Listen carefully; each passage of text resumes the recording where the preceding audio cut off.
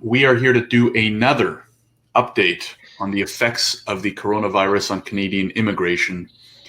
And it's hosted by Visto and SMB Business Immigration, which we'll tell you a little bit more about in just a second. Really quick, I'll go through the agenda, do a quick introduction. So who are Sonia and I, and why should you be listening to the words coming out of our mouths? I'm going to do a quick update on how COVID has been affecting kind of individuals, different applications, and travel. Sonia is going to talk about the effects it's had on companies from the employer and employee perspective. So that's super important, especially for those working in or working for Canadian companies. And then, of course, we'll stick around for our live Q&A. We definitely recommend typing in your questions as they come up into your head. We won't be talking for long, 15, 20 minutes tops. So feel free to post any questions you have in the chat, even while we're talking. We're likely won't answer them right away, but we will definitely get to all of them at the very end. So who are we? We have our own pictures in the bottom right are blocking our pictures in the bottom right. I'll try and shrink it a little bit. So anyways, my name is Josh. I'm a Canadian immigration lawyer. I'm also the CEO of Visto. You can find us at visto.ai. We're a free platform that helps international students and skilled workers navigate Canadian immigration. Sonia, you want to do a quick intro? Sure. I'm a principal partner at SMB Business Law. We mainly deal with all application processes dealing with immigration, and my main focus is on companies bringing foreign workers to Canada, which essentially means work permits, and I also deal with international students and study permits as well. Awesome. So let's get right into it. A quick disclaimer: this is for general informational purposes only, and so we're not establishing any lawyer-client relationships here. We just have to say that to make sure that we're covered. And let's get into the fun stuff. So really quick, Sonia and I have been doing these updates about every 2 to 3 weeks since COVID started and brought on some major changes to travel and immigration. So there's two places that you can kind of check out where some of those previous updates have been. Number one, we have a special measures Google Doc. I will provide a link to this in the chat after the fact or after I stop talking so that you can all access it. Basically, it's some important pieces of information and links to the CIC website with all these updates that we're talking about. Of course, also, you can check out the Visto YouTube channel. I will post a link to that in the chat here, or it'll be in the description if you're watching this after the fact. You can check out our previous updates. I recommend only watching kind of the more recent ones because the ones from 2 months ago may be outdated, right? So updates we're talking about now might be overriding those updates.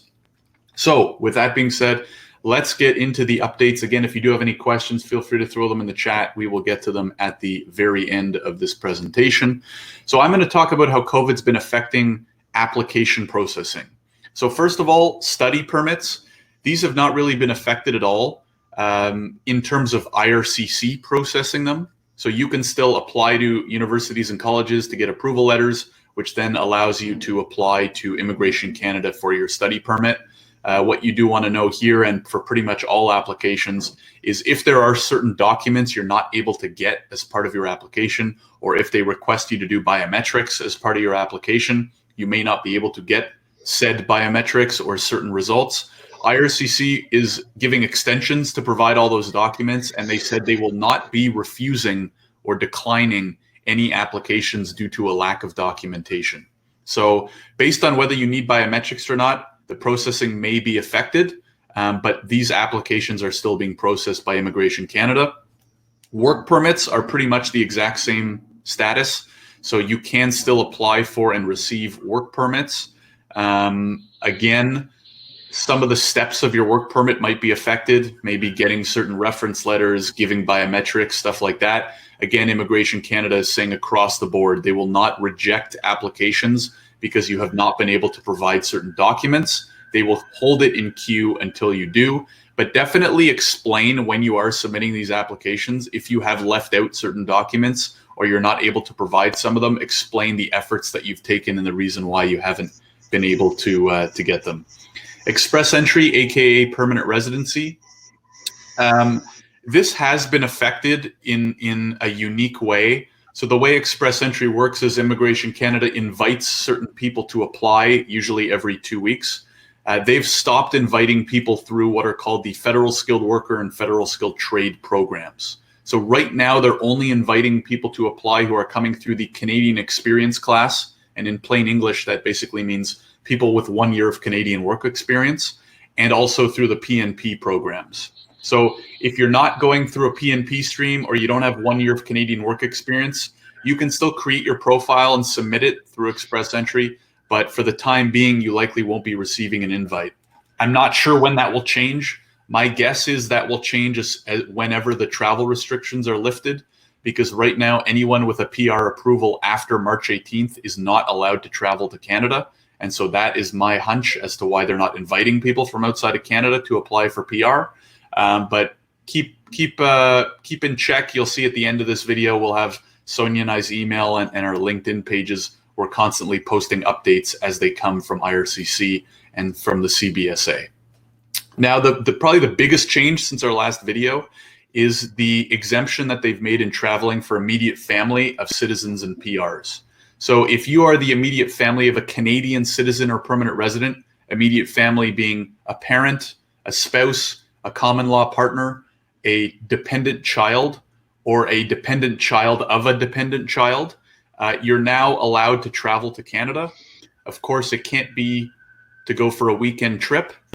You have to be going to reunify with your family members, ideally for a period of 15 days or more. They are still allowing people to come for less, but if you're going for less, you do have to show that you're going not just for a weekend trip, you're actually going for the purposes of reunifying with your family. So that's really big for family members, something to keep in mind. You also want to always remember that there are mandatory, I think that's actually the next bullet, on traveling or landing in Canada, whether you are coming under that exemption I just mentioned or any other person traveling to Canada, even if you yourself are a citizen or PR, you're going to have to pass a medical check just to get on the plane and be approved at the border. You're also going to have a quarantine plan in place because you have to quarantine for 14 days. And the CBSA, aka Canadian Customs, is going to be checking that you have one in place, which means where are you going to stay? How are you going to get there from the airport? Will you be away from people, from other people in general, and especially older people or people who might be more able to catch the disease? Who is going to provide you with food, medicine, etc., as needed for those 14 days? So that's super important. For anybody considering traveling to and from Canada, I highly recommend checking out the special docs document, which I'll link to in just a second, and having a proper plan in place to travel into Canada. So that's it for the individual updates. I'm going to hand it over to Sonia, who will talk about companies, and I'm going to link to the special measures document and the YouTube channel in the chat right now. All right, thanks, Josh. So before jumping in on talking about the companies and the changes that Service Canada and Immigration Canada brought for individuals or foreign workers in Canada, just wanted to add a quick note about family members and the dependents coming to Canada. So the exemption that Josh just talked about is applying to PRs and citizens of Canada, dependent family members of PRs and citizens of Canada. But however, the dependent family members of foreign workers in Canada or steady permit holders in Canada, they still need to apply for special authorization from IRCC before coming to Canada. It's very important. Just do not assume that this exemption applies to everybody who is living in Canada. That's number one. Number two, if you were following our previous updates, we talked about it many times that reunification is the word for joining the dependent family members to the principal applicant in Canada, meaning that the principal applicant or the main applicant and the foreign worker has to travel first, and then the dependent family members will have to travel later to reunite with the principal applicant. However, there are some specific measures for all the family members to travel together, meaning that if there are any compelling reasons to provide to IRCC, IRCC would consider it it through, the email address or through the web form that they have, and they would issue authorization for all the family members to travel together. So if you think that you have a compelling reason to provide to IRCC, do not hesitate to do that, and you'll be given a permission to travel all together. So that being said, talking about the new policy changes with respect to foreign workers in Canada, that's pretty much, I think, is the latest, measurement or update that came out by immigration on foreign workers. Essentially, it was about, I think, May 12th that immigration announced that foreign workers that are in Canada can apply to change their work permit within 10 business days. So that essentially meant that that was the result of, or the response of Immigration Canada to the situation, the unemployment situation in Canada. Immigration realized that a lot of foreign workers have lost their jobs or got terminated because of this whole, as a result of this whole pandemic situation. So whereas before, if somebody was in Canada under a closed work permit, which essentially means attached to a certain employer, when they wanted to change the employer, they had to apply for changing the work permit, and the process would take about 10 weeks.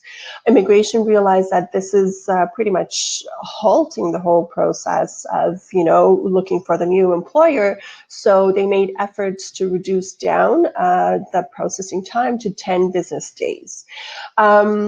It was a great step, similar to the other steps that Immigration Canada tried to take to accommodate the foreign workers or immigrants coming to Canada. There are three main eligibility criteria, though, that needs to be, everybody needs to make sure that they're meeting all three criteria before being expected to process the application, or their application will process in 10 days. Workers, number one, workers must be in Canada with valid status. They must have an employer-specific work permit, like I mentioned, or have been working under a work permit exemption. And number three, they must have submitted an application for a new work permit with a valid job offer under either the Temporary Foreign Worker Program, which essentially is LMIA based, or the International Mobility Program, which consists of ICT applicants in Canada. Having said that, the pros and cons of this policy is that obviously the pros, a lot of pros about it, can be done really fast, and foreign workers can switch to employers in literally 2 weeks and start working for the new employer. As soon as what happens is that as soon as foreign workers apply for submit their extension application online, there's a certain email address that they can reach out to Immigration Office in Canada and inform immigration about their status and the fact that they submitted their application. Immigration will send them authorization right after, within 48 hours, and that allows them essentially to start working. So within a few days, they'll be able to start working, and until the new work permit comes through.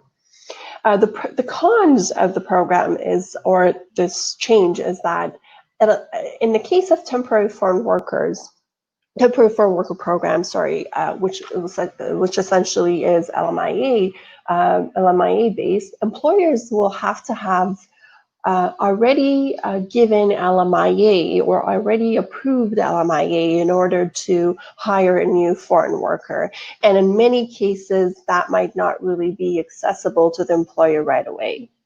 So we were expecting Service Canada to come up with a solution to sort of cover this gap, but we've never heard anything. We haven't heard anything up to this date. Hopefully we'll hear something a little later.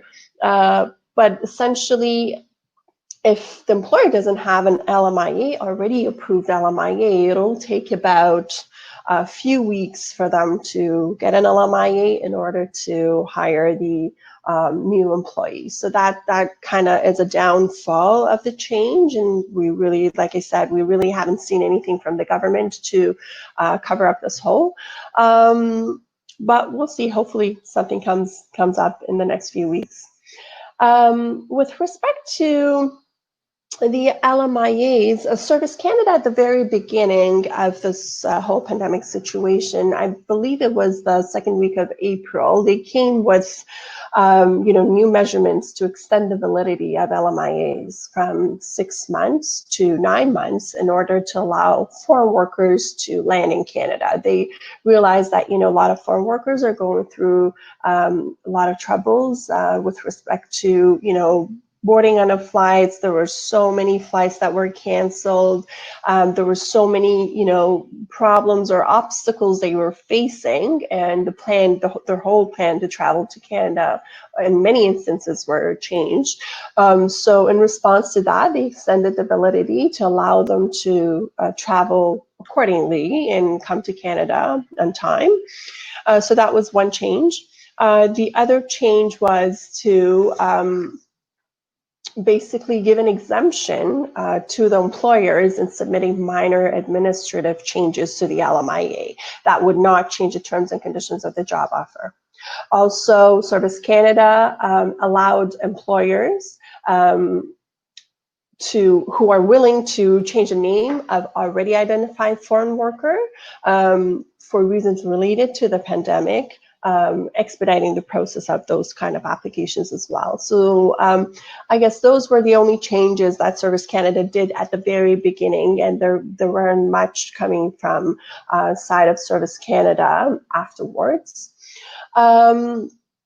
Compliance obligations for employers of foreign workers. Well, compliance obligations, again, I talked about it many times in our updates, I guess 2-3 times in our previous updates.